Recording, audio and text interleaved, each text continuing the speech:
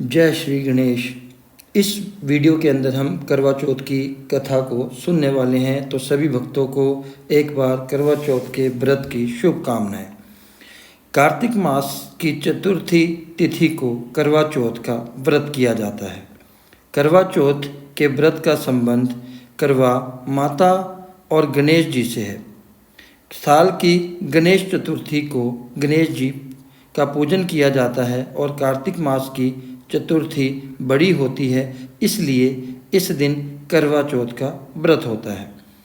इसलिए इस दिन करवा माता और गणेश जी की कहानी पढ़ी जाती है। इस व्रत में कथा सुनने का विधान है। सभी लोग अपनी अपनी परंपरा के अनुसार व्रत कथा सुनते हैं। यह व्रत कथा सुनने के बिना अधूरा है। अगर आप भी करवा चौथ का व्रत कर रही हैं तो इस कथा को जरूर सुनें। तो इस कथा के अंदर हम एक साहूकार के 7 बेटे और बेटियों की कथा को सुनने वाले हैं। एक साहूकार के 7 लड़के और एक लड़की थी। साहूकार के बेटे अपनी बहन से बहुत प्यार करते थे। साहूकारनी के साथ उसकी बहुओं और बेटी ने चौथ का व्रत रखा था। चौथ का व्रत चांद देखकर ही खोलते हैं। रात को जब साहूकार के बेटे भोजन करने लगे तो उन्होंने अपनी बहन से भोजन के लिए कहा।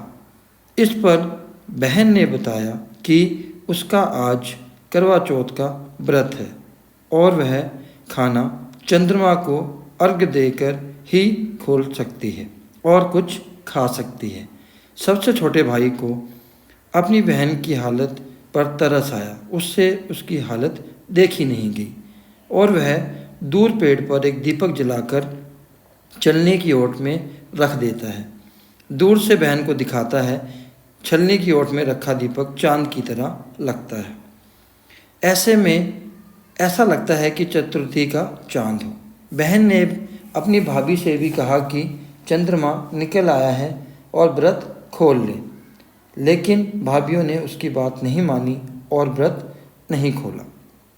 बहन को अपने भाइयों की चतुराई समझ में नहीं आई और उसे देखकर करवा उसे अर्घ्य देकर खाने का निवाला खा लिया। जैसे ही वह पहला टुकड़ा मुंह में डालती है उसे छींक आ जाती है। दूसरा टुकड़ा डालती है तो उसमें बाल निकल आता है और तीसरा टुकड़ा मुंह में डालती है तभी उसके पति की मृत्यु का समाचार उसे मिलता है। वह बेहद दुखी हो जाती है। उसकी भाभी सच्चाई बताती है कि उसके साथ ऐसा क्यों हुआ।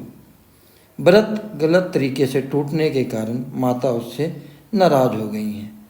इस पर वह निश्चय करती है कि वह अपने पति का अंतिम संस्कार नहीं करेगी और अपने अस्तित्व से उन्हें पुनर्जीवन दिलाकर रहेगी।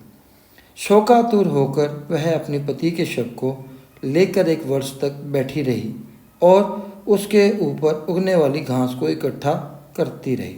उसने पूरे साल की चतुर्थी का व्रत किया और अगले साल कार्तिक कृष्ण चतुर्थी पर फिर से उसने पूरे विधि विधान से करवा चौथ का व्रत किया।